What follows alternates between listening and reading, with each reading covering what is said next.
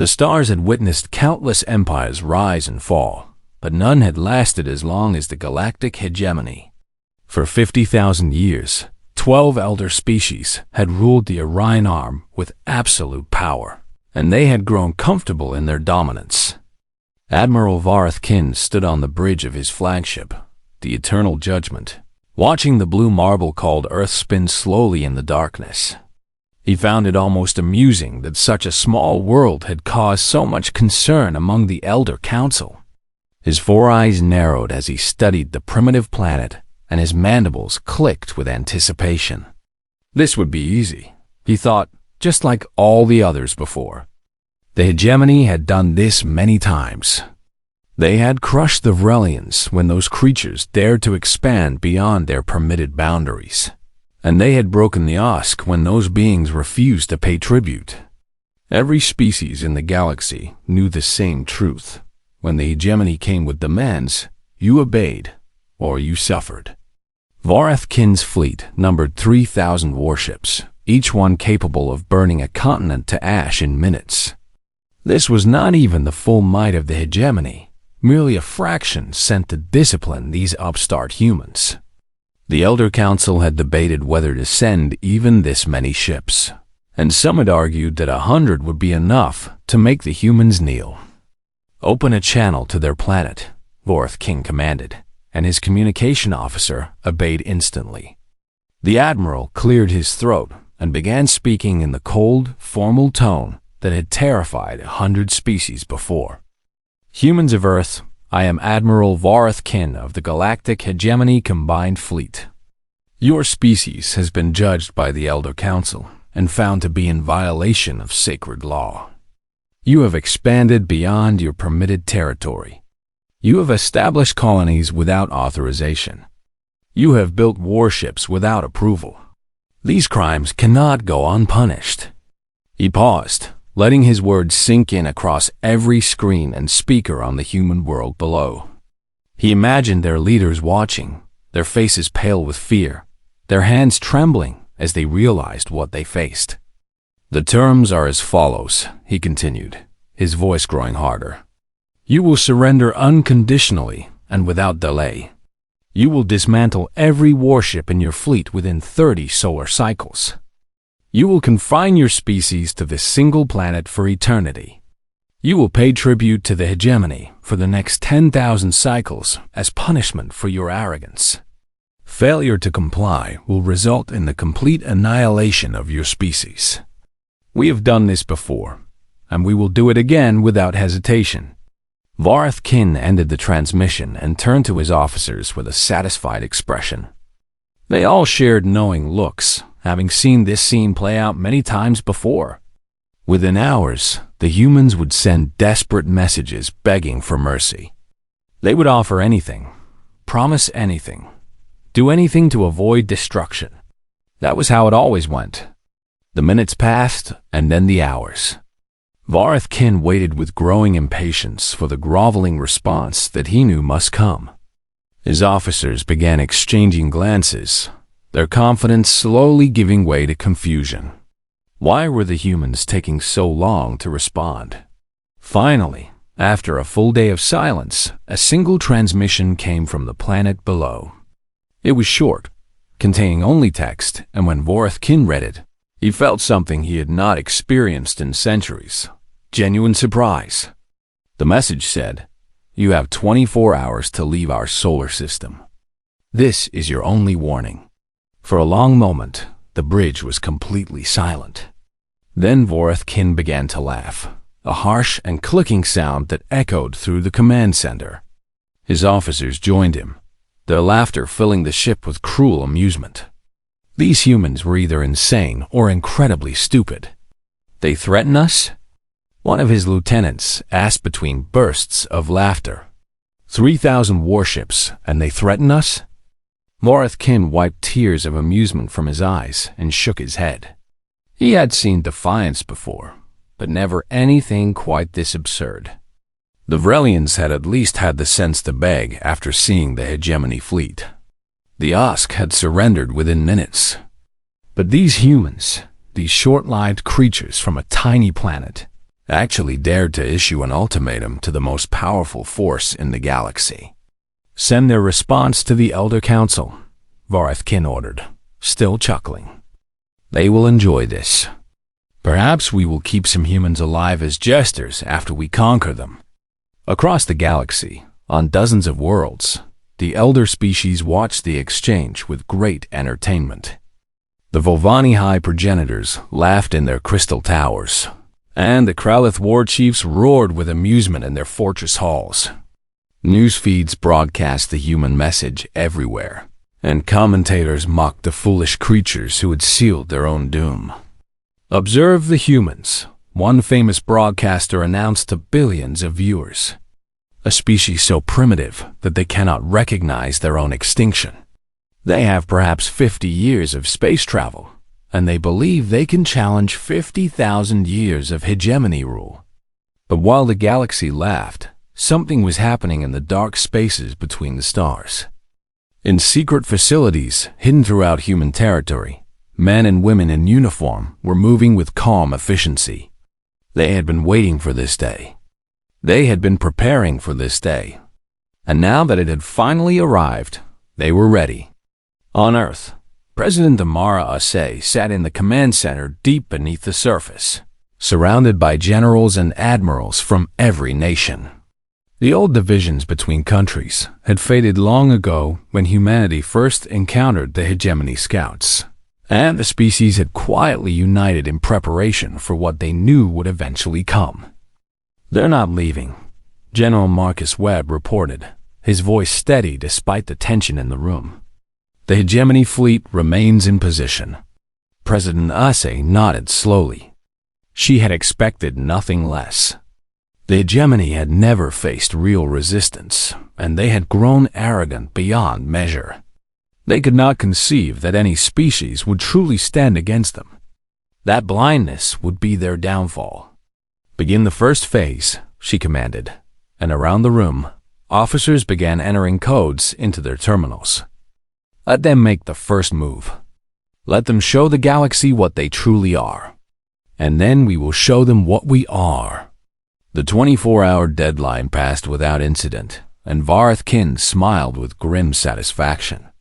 The humans had been bluffing, of course, just as he had known they would be. He selected a target for his first strike, a small colony world called Kepler 442b, home to 300,000 human civilians. It would be a demonstration, a lesson in the cost of defiance. "Burn it," he ordered simply, and his fleet moved toward the distant world. As the hegemony ships jumped into hyperspace, no one noticed the tiny probes watching from the darkness. No one detected the signals being sent across vast distances at speeds that should have been impossible. And no one, not even the wisest of the elder species, suspected that they had just triggered the beginning of the end. The galaxy had made a terrible mistake. They had measured humanity by their size, by their brief existence, by their apparent weakness. They had seen humans and thought, "Prey." They had looked at Earth and thought, "Easy." They would learn how wrong they were. They would learn what humans became when pushed to the edge. And when that lesson was finally complete, the galaxy would never forget the price of underestimating the children of Earth. But that reckoning was still to come. For now, the hegemony fleet sailed toward Kepler 442b, confident in their power, blind to the storm that was about to break upon them. The colony world of Kepler 442b was a beautiful place, covered in vast forests of purple trees and oceans of deep green water. 300,000 humans had made it their home over the past 20 years, building cities and farms and dreams for the future.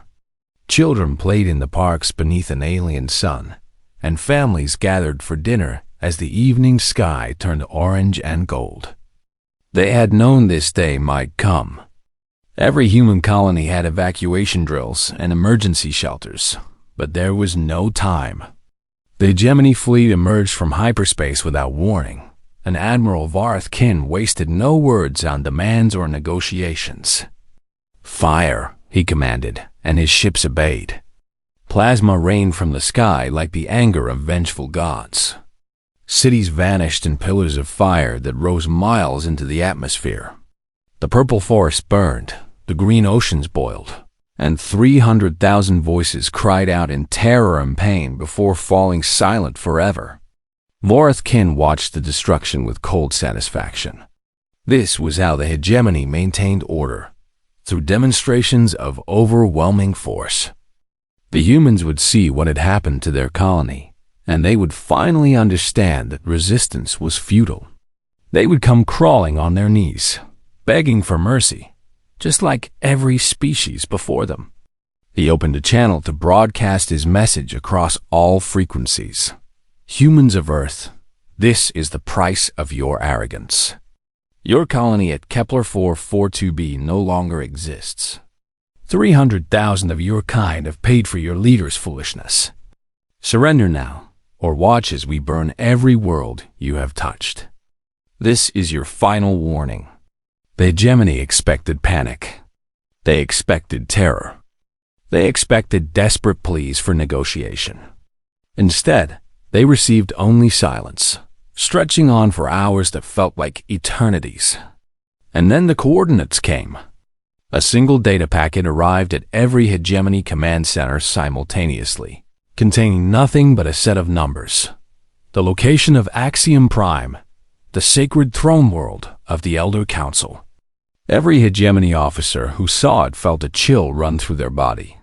Why were the humans sending them the coordinates of their own capital? The answer came 17 hours later. Deep in the darkness between galaxies, hidden in places no one had thought to look, humanity had built something terrible. They called it the Prometheus Network. Hundreds of massive railguns positioned throughout the cosmos, each one capable of accelerating asteroids to nearly the speed of light. For decades, humans had been watching the hegemony, studying their weaknesses, preparing for the day when they would need to defend themselves. That day had arrived. 17 relativistic impactors struck Axiom Prime simultaneously.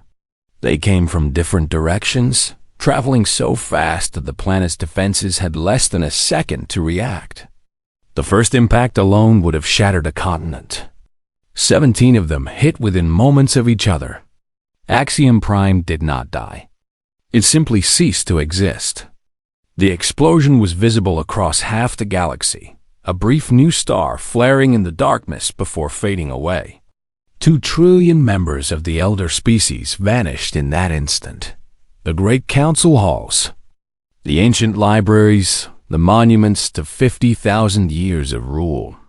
All of it reduced to expanding clouds of superheated gas and debris. Admiral Vorthkin received the news while his fleet was still celebrating their victory at Kepler 442b. The color drained from his face as he stared at the tactical display, showing only empty space where the throne world had once been. His officers fell silent, their triumph turning to ash in their mouths. "That is impossible," he whispered, though the evidence was undeniable. No species has that technology. No species could build such weapons. But the humans had built them. They had built them in secret, hidden in the vast emptiness where no one would think to look. While the hegemony had dismissed humanity as primitive and weak, the humans had been preparing for war on a scale the galaxy had never seen. And now the broadcast began. On every hegemony channel, across every frequency in occupied space, human commanders appeared with messages that were calm and measured and absolutely terrifying. General Chen Wei, Supreme Commander of Earth's United Defense Council, spoke first. "People of the hegemony," she said, her dark eyes cold as the void between stars, "you have killed 300,000 of our civilians. We have taken 2 trillion of yours in response. This is not revenge. This is the exchange rate. For every human life you take, we will take 10,000 of yours." She paused, letting the words sink in across 100 worlds. "You believe we were weak because we are small. You believe we were cowards because we did not threaten you openly. You were wrong. Humanity does not make threats. We make promises. Strike us again and learn what happens when we stop being proportional. The transmission ended, but its effects rippled across the galaxy, like waves from a stone dropped into a still pond. Species that had served the hegemony for millennia watched in stunned disbelief. The elder races who had never known defeat now huddled in fear behind their remaining defenses. And in the command centers of 1,000 hegemony warships, officers began to wonder if they were on the wrong side of this war. Varth Kin tried to rally his forces, sending out orders for all fleets to converge on Earth for a final devastating strike. But his communications were intercepted, his codes broken, his plans laid bare before they could be executed. The humans, it seemed, had been listening to hegemony transmissions for years, and they knew every secret, every weakness, every hidden shame. The hegemony had believed themselves to be predators, the apex species of a galaxy they had conquered and controlled for 50,000 years. They had looked at humanity and seen only prey, small creatures with short lives, fragile bodies, and limited technology. They had not understood what those short lives meant. Humans did not have centuries to wait and plan. They had mere decades, and so they acted with an urgency that the elder species could not comprehend. Every human generation knew that death was coming soon, and so they wasted no time, feared no risk, held nothing back. The hegemony had awoken something they did not understand. On Earth, President Osei addressed her people with grim determination. She did not celebrate the destruction of Axiom Prime, for she knew that 2 trillion lives, even enemy lives, was a terrible price. But she also knew that mercy shown to the merciless was simply an invitation for more cruelty. "We did not start this war," she said to the watching billions, "but we will finish it." The hegemony believed they could murder our children and face no consequences. They believed wrong. Today, the galaxy learned that humanity will not beg, will not kneel, will not surrender. Let every tyrant in the universe take note. The cost of attacking Earth is higher than any empire can afford to pay. The cheering that followed her words echoed around the world, but it was tinged with sadness for those lost on Kepler 442b. Their names would be remembered, their sacrifice honored, their deaths avenged 1,000 times over. Far away, in the scattered remnants of the hegemony fleet, Admiral Varth Kin sat alone in his quarters, staring at nothing. He had served the elder species for 300 years. He had crushed rebellions and conquered worlds, and never once questioned that the hegemony was invincible. Now he knew the truth. They had simply never faced a species willing to fight back with everything they had. They had grown soft and arrogant, believing their own legends of superiority. And now that arrogance would cost them everything. The war was just beginning, and for the first time in 50,000 years, the hegemony was afraid. The hegemony had ruled the galaxy through fear for 50,000 years, but fear can be a fragile foundation. When the strong appear weak, when the invincible are proven mortal, that fear transforms into something far more dangerous. It becomes hope for the oppressed and doubt for the oppressors. In the weeks following the destruction of Axiom Prime, Admiral Varth Kin worked tirelessly to rebuild the shattered morale of the elder species. He sent messages to every corner of hegemony space, calling for the greatest fleet ever assembled to crush humanity once and for all. Ships came from 100 worlds, the crystalline vessels of the Vavani, the living ships of the Kralith, the ancient dreadnoughts of the Thesari, and dozens more. 15,000 warships gathered at the rally point, bristling with weapons that could crack planets and boil stars. It was a force that should have been unstoppable, an armada capable of burning entire civilizations to ash. Varth Kin stood on his bridge and looked upon this mighty fleet with renewed confidence. "Let the humans see what they face," he declared to his officers. "Let them understand that their lucky strike against Axiom Prime has only ensured their complete annihilation. But while the hegemony gathered their forces, humanity was fighting a different kind of war. For decades, human intelligence operatives had lived among the elder species, learning their languages, studying their cultures, and uncovering their secrets. They worked as servants and traders, as technicians and entertainers, roles so beneath the notice of the arrogant elder races that no one thought to watch them. And all the while, they listened and recorded and waited.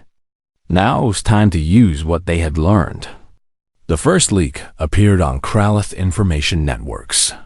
Documents proving that the Vorvani had been stealing Kralith genetic samples for centuries, using them for secret biological experiments.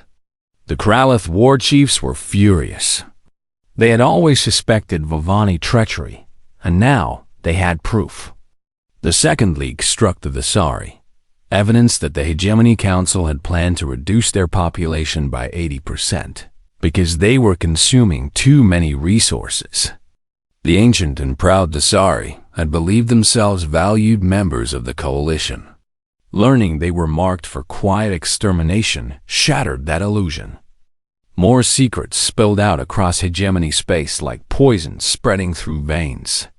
The Osk learned that their liberation from their previous masters had actually been a planned genocide that killed 90% of their ancestors. The Vrelians discovered that the plague which destroyed their homeworld had been engineered in Vorvani laboratories as a population control measure. Species that had served the hegemony for millennia suddenly saw their masters with new eyes, and what they saw was not strength or wisdom but cruelty and betrayal. Vareth Kin watched his grand fleet begin to tear itself apart. The Kralith commander accused the Vorvani admiral of crimes against his species and demanded immediate satisfaction. The Visari withdrew their ships without warning, declaring that they would no longer fight alongside those who had planned their extinction. Arguments erupted on every communication channel, and accusations flew back and forth like weapons fire. "This is human trickery," Vareth Kin screamed at his foe commanders. "These documents are forgeries designed to divide us." But the documents were not forgeries. They were genuine records stolen from hegemony archives, and everyone knew it.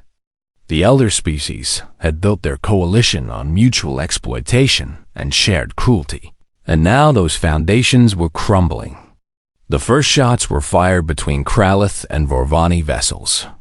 Within hours, the United Fleet had become a chaotic battleground.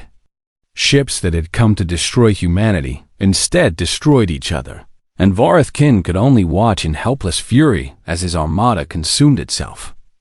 But humanity was not content to let their enemies simply fight among themselves. Deep behind hegemony lines, small human ships slipped through the chaos like shadows through darkness. They carried special forces units trained for missions that others considered impossible, the Nightmare Squads. These warriors wore powered armor painted black as the void, and they had spent years learning how to kill creatures that were larger, stronger, and longer-lived than themselves. Their first target was the Hegemony Command Station Vigilance, a massive orbital fortress that coordinated fleet movements across an entire sector. The station held 10,000 hegemony soldiers and was considered impregnable.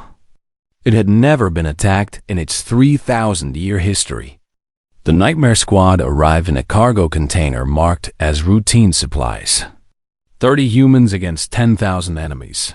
Odds that should have been laughable. But the humans did not fight fair. They never intended to fight fair. They struck in the night cycle, when most of the station slept, moving through corridors like ghosts. They killed silently when they could and loudly when they wanted to spread terror. They left bodies arranged in strange patterns, wrote messages in blood on walls, and made sure that survivors always escaped to tell stories of what they had seen. By the time reinforcements arrived, the Nightmare Squad was gone, leaving behind a station full of corpses and traumatized survivors. The stories those survivors told spread like wildfire. Tales of humans who appeared from nowhere, who could not be stopped by locked doors or armed guards, who smiled while they fought and whispered promises of death in perfect hegemony languages. The elder species had believed humans to be physically weak, and compared to most aliens, they were. But the hegemony had never faced an enemy that treated war as an art form. That combined technology and psychology and sheer ruthless determination into weapons more devastating than any plasma cannon. More stations fell. More stories spread. More hegemony soldiers began to fear the darkness. And all the while, the human fleet grew stronger. Ships that had been hidden in asteroid belts and gas giant atmospheres emerged to join the war. Weapons that had been developed in secret were deployed for the first time. And soldiers who had trained their entire lives for this moment finally got their chance to fight. General Shen Wei coordinated the human response from a mobile command center that never stayed in one place for more than a few hours. She studied the fragmenting hegemony coalition and saw opportunities that others might have missed. The key, she understood, was not to defeat the elder species in battle, but to convince them that fighting was pointless. They have never lost before, she explained to her staff. They do not know how to handle defeat. Every setback, every loss, every failure will crack their confidence further. We do not need to kill them all. We only need to break their will to fight. Her strategy was working. Hegemony officers began to surrender rather than face the nightmare squads. Worlds that had been firmly under elder control sent secret messages asking about terms for changing sides. And the great coalition that had ruled the galaxy for 50,000 years was visibly crumbling. Vareth Kin, once the proud admiral of the mightiest fleet ever assembled, now commanded a shrinking force of demoralized survivors. His superiors were dead or hiding. His allies had become enemies. And every day brought news of fresh disasters. He had expected humans to beg for mercy. He had expected them to cower and surrender and accept their place as servants of the hegemony. Instead, he found himself wondering if perhaps he should be the one begging. But even that thought came too late, for the humans were not finished. They had broken the hegemony's military, shattered its coalition, and destroyed its sense of invincibility. Now they would show the galaxy what came next. The hunted had become the hunters, and the hunt was far from over. The galaxy was burning, and from those flames, something new was being born. For thousands of years, the hegemony had kept dozens of species in chains. Some served as laborers, mining precious metals on barren worlds. Others worked as servants in the grand houses of the elder races. And still others had been reduced to little more than livestock, their bodies harvested for food or biological components. These enslaved peoples had dreamed of freedom for generations, but dreams meant nothing against the overwhelming power of their masters. Until now, the news of Axiom Prime's destruction spread through the slave worlds like fire through dry grass. Whispered conversations in mining tunnels became shouts of hope. Secret meetings in servant quarters became planning sessions for rebellion. For the first time in millennia, the oppressed dared to believe that their masters could be defeated. And then the human ships arrived. They came to the slave world of Theron 7 first, a planet where the Osk people had labored in darkness for 3,000 years. Human vessels appeared in orbit, and a message broadcast across all frequencies. People of Theron 7, we are the United Earth Fleet. We come not as conquerors, but as liberators. The hegemony's grip on this world is broken. Rise up and claim your freedom. The hegemony garrison on Theron 7 numbered 5,000 soldiers. They expected the slaves to cower as always, to return to their chains when ordered. Instead, the Osk rose up by the millions, armed with mining tools and stolen weapons and generations of suppressed rage. The garrison fell within hours. Human Marines landed to help secure the planet, but they found that the Osk needed little assistance. A people who had suffered for so long fought with a fury that shocked even their liberators. By sunset, the hegemony flag had been torn down, and for the first time in 30 centuries, the Osk breathed free air. This scene repeated across 100 worlds in the following weeks. On Vrel Prime, the surviving Vrelians overthrew their masters and danced in the streets of their ruined cities. On Kashari Station, workers seized control of the massive orbital factory and turned its weapons against hegemony supply ships. On world after world, species that had been crushed for millennia rose up and demanded their freedom. And humanity was there to help them. General Chen Wei understood that this war could not be won by Earth alone. The galaxy was too vast, the distances too great, the enemy too numerous. But if the oppressed peoples of hegemony space joined the fight, then the elder species would face rebellions on every front simultaneously. She proposed the creation of the Free Worlds Compact, an alliance of liberated species, united not by fear or conquest, but by shared suffering and common purpose. The founding ceremony took place on the bridge of her flagship, with representatives from 37 species present. We stand together not because we are alike, Chen Wei declared to the gathered delegates, but because we have all known the weight of chains. We have all felt the sting of the lash. We have all buried our dead and mourned our lost. Today we swear that none of us will ever suffer such cruelty again. Together, we will build a galaxy where every species can live free. The response was overwhelming.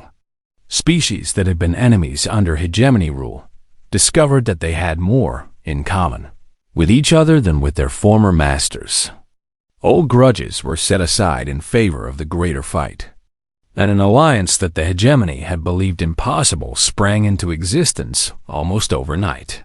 Human advisors fanned out across compact space, training soldiers and sharing technology and teaching tactics that had been refined through centuries of Earth's bloody history. The elder species had grown complacent during their long dominance, fighting only weaker enemies who could not resist. They had forgotten what true war looked like. Humanity reminded them. The Compact's first major offensive targeted the Varvani homeworld, once one of the most powerful of the elder species, but now isolated and vulnerable. A fleet of 200 ships, drawn from a dozen different species and commanded by human officers, struck without warning. The battle lasted 3 days, and when it was over, the Varvani high progenitors sued for peace. It was the first time in 50,000 years that an elder species had surrendered. The psychological impact was enormous. If the mighty Varvani could fall, then none of the elder races were safe. Hegemony commanders began retreating to fortress systems, abandoning their conquered territories in desperate attempts to protect their homeworlds. The empire that had seemed eternal was collapsing like a house of cards in a storm. And through it all, the nightmare squads continued their terrifying work. They struck at supply lines, destroying convoys that carried food and weapons to hegemony forces. They assassinated commanders in their supposedly secure bunkers. They appeared from nowhere and vanished into nothing, leaving only death and terror in their wake. The elder species had never faced an enemy that fought like this, without honor or rules or restraint. But there was a darker side to humanity's success that troubled some observers. Captain Yuki Tanaka of the Nightmare Squad led her team on mission after mission, each one more brutal than the last. She had lost her family on Kepler 442b, killed in the hegemony's first strike, and her grief had transformed into something cold and merciless. She no longer saw the enemy as people. They were simply obstacles to be removed, targets to be eliminated. One night after a particularly bloody operation, her lieutenant approached her with concern in his eyes. "Captain, some of the things we're doing, are we still the good guys?" Tanaka stared at him for a long moment before answering. The hegemony killed 300,000 civilians on Kepler 442b without hesitation. They enslaved entire species for millennia. They treated thinking beings as property. We are not going to defeat them with kindness and good intentions. We are going to defeat them by being more terrible than they ever imagined possible. That's how we save our people and free the galaxy." It was a hard answer, but it was an honest one. War demands sacrifices, and sometimes those sacrifices include pieces of one's own soul. Back on Earth, President Asay wrestled with similar questions. The war was being won, but at what cost to humanity's character? She had authorized strikes that killed millions, approved tactics that would have been considered war crimes a century ago, and ordered her soldiers to become monsters in order to defeat other monsters. But she also saw the messages of gratitude from liberated worlds. She heard the stories of children born free for the first time in their species' history. She witnessed former slaves weeping with joy as human ships arrived to break their chains. Perhaps this was what it meant to be human, the capacity for both terrible destruction and profound compassion, existing side by side. The Hegemony Council, what remained of it, huddled in a bunker on their last stronghold world. They had lost 90% of their territory. Their fleets were scattered or destroyed. Their allies had become enemies, and the species they had once dismissed as prey were now hunting them across the stars. They sent peace offerings that were rejected. They offered surrenders that were refused. They begged for negotiations that never came. For the first time in their long history, the elder species understood what it felt like to be powerless. General Chen Wei received their latest desperate message and read it with cold satisfaction. They wanted mercy. They wanted a chance to survive. They wanted to be treated better than they had treated others. She composed her reply carefully. "You taught the galaxy that cruelty was strength. You ruled through terror and called it civilization. Now you will learn what humanity has always known. The universe does not care who you were. It only remembers what you did." The final battle was coming, and the hegemony would receive exactly the fate they had earned. The fortress world of Axiom Prime was the last stronghold of the galactic hegemony. Its orbital defenses had been built over 10,000 years, layers upon layers of weapons platforms and shield generators that should have been impenetrable. The remnants of the elder species had fled here, believing that their ancient walls would protect them from the human storm. They were wrong. The Free Worlds Compact assembled the largest fleet in galactic history for the final assault. 3,000 warships from 50 different species, all of them united under the human banner. Former slaves flew beside their liberators. Species that had been enemies for millennia fought side by side. And at the head of this mighty armada was General Chen Wei, the woman who had turned humanity's desperate defense into an unstoppable offensive. "Today we end 50,000 years of tyranny," she announced to her fleet. "Today we show the galaxy that no empire lasts forever. Today we prove that freedom is not given but taken. For the billions who suffered under hegemony rule, for the species that were erased from history, for our own people who died on Kepler 442b, we will not stop until this is finished." The battle began at dawn, measured by Earth time. Compact ships poured fire into the fortress defenses, while hegemony weapons answered with desperate fury. For 12 hours, the space around Axiom Prime blazed with energy beams and explosions. Ships died by the hundreds on both sides, but the Compact had more ships and more determination. When the orbital defenses finally fell, the Nightmare Squads led the ground assault. Captain Tanaka was among the first to land, her team dropping through the chaos of anti-aircraft fire to secure a landing zone. Hegemony soldiers rushed to meet them, but they were tired and afraid and fighting for masters who had already lost. The Nightmare Squads cut through them with brutal efficiency, opening paths for the regular troops that followed. Street by street, building by building, the last hegemony stronghold fell. Some elder species soldiers fought to the death, preferring oblivion to the shame of surrender. Others threw down their weapons and begged for mercy, the same mercy they had never shown to others. And in the deepest bunker beneath the capital city, the remaining members of the Hegemony Council waited for the end. There were only 7 of them left. 3 Vavani High progenitors, 2 Kralath warlords, and 2 representatives from minor elder species. They had once commanded an empire spanning 1,000,000 worlds. Now they cowered in a concrete room, listening to the sounds of battle growing ever closer. Admiral Vareth Kin was there too, the last survivor of the command that had started this war. He had escaped from battle after battle, always one step ahead of the human forces that hunted him. But there was nowhere left to run. The war he had begun with such arrogance was ending with his complete defeat. The bunker doors exploded inward, and human soldiers poured through the breach. The Hegemony guards fired desperately, but it was over in seconds. When the smoke cleared, Captain Tanaka stood before the cowering council members, her weapon pointed at Vareth Kin's head. "You," she said, her voice cold as space. "You gave the order to destroy Kepler 442b. You killed 300,000 people, including my husband and daughter." Vareth Kin fell to his knees, his 4 eyes wide with terror. "Please," he begged. "I was following orders. I did not know. Have mercy."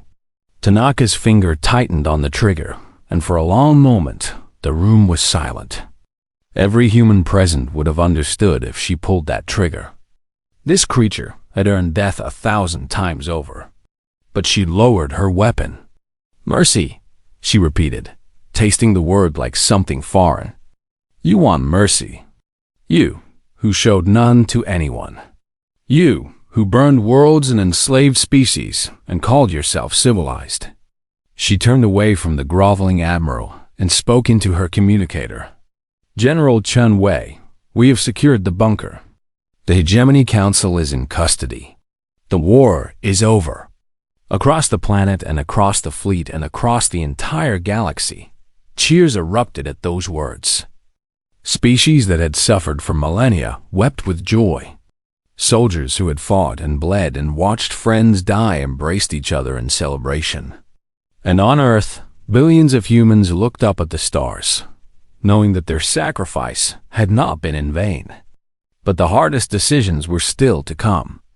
In the weeks that followed, the leaders of the Free Worlds Compact gathered to decide the fate of the galaxy.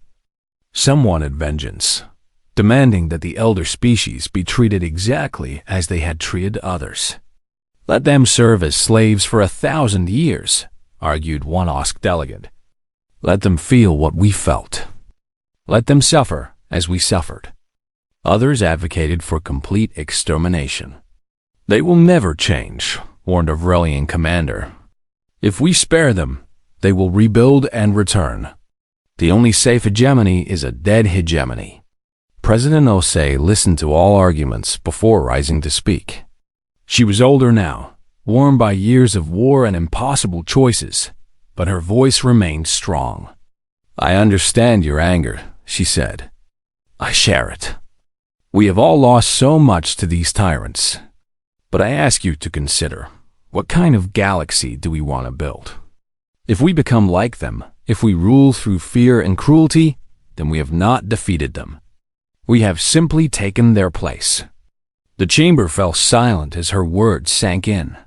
"Humanity could conquer this galaxy," she continued. "We have the weapons, the alliances, the will. We could become the new hegemony, and perhaps we would tell ourselves that we would be better masters, kinder rulers. But we would still be masters, and the cycle would continue forever." She looked around at the gathered delegates, meeting eyes of every color and shape. "Instead, I propose something that has never been tried in this galaxy: true equality. A congress of species where every voice matters. No empire, no hegemony, no master race. We will build this new order together, and humanity will serve as its guardian, not its ruler." The vote was not unanimous. Centuries of suffering had left deep wounds that words alone could not heal. But in the end, The Free Worlds Compact adopted the accords that President Assay proposed.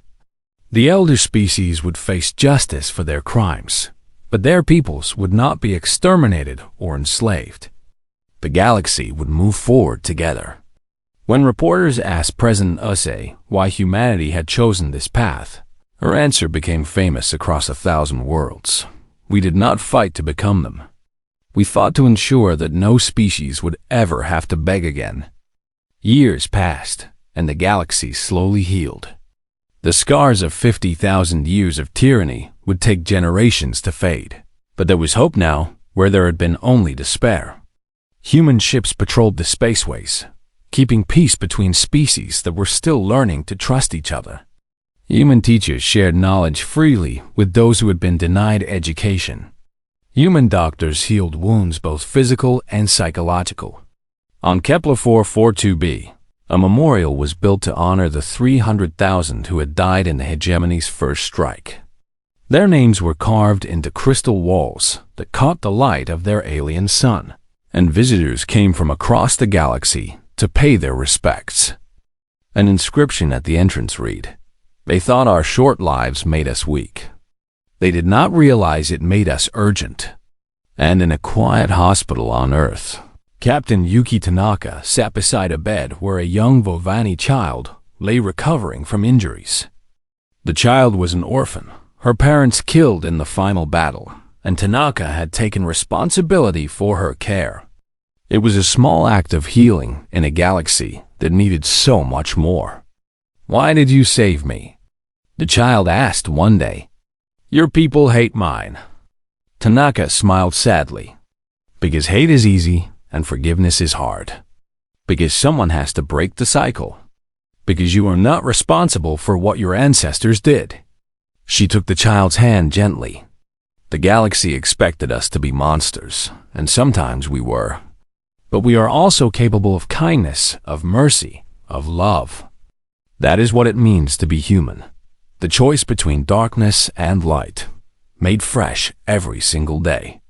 Outside the window, the stars shone bright with promise. The war was over, but the real work was just beginning. Humanity had proven that they could destroy empires, but now they would prove something far more important. They would prove that they could build something better.